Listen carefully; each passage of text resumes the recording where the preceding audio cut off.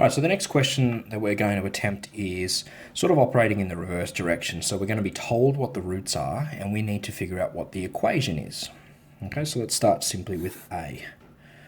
So if we know that the roots are 6 and minus 1, that means that we can express our quadratic in the following form: x minus 6 and x minus -1, which obviously is equal to 0, and x minus 6, the two negatives here combine to give a positive.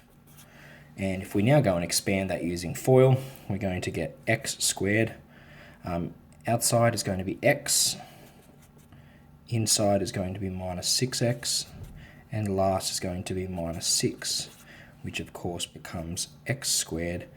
X and -6 is -5x, minus 6 equals 0. So this equation here has roots of 6 and -1. I'm going to not do B. I'll leave that as an exercise for you to do. I'll start it off actually. So we could do it as, because we know that the roots are 3 plus root 2 and 3 minus root 2, we can write the quadratic as x minus 3 plus root 2 and x minus 3 minus root 2. And of course we would go and expand that. You need to be fairly careful with this expansion with these things, and obviously your equation will fall out of that. Let's do C.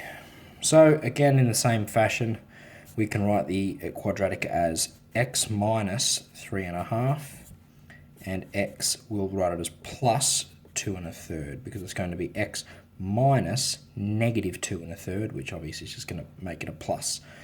What I don't like here is the mixed fractions. Okay, I always prefer to do it as improper fraction, so let's do that. We'll go x minus, this is going to be 7/2, and x plus, it's going to be 7/3.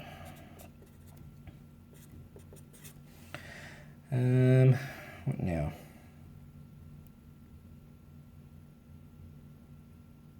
No, we've just got to expand it. So doing that, the first term is going to be x squared. The middle term is going to be minus 7/2x. The outsides are going to be plus 7/3x. And the lasts are going to be, multiplying these two fractions together, it'll be a negative. It'll be 49 on top, and 2 3s are 6 on the bottom, which we collect some like terms here. We're going to have x squared. Now we've got minus 7/2x plus 7/3x. So we need to be able to add these two fractions together. So a common denominator is required. So we're going to have a common denominator of 6. So that's going to be 21x, and plus over 6 again, this will be 14. Minus 49 on 6 equals 0. This will become x squared. So we've got minus 21 plus 14, so it's going to be minus 7/6x. And minus 49 on 6 equals 0. And we want our quadratic equation to sort of occupy the one line. We don't want these fractions here. So if we multiply every term by 6, obviously that's okay on this side as well because we have 0. So we multiply by 6, we're going to get 6x squared minus 7x minus 49 equals 0. So this equation here has roots of 3.5 and minus 2 1/3.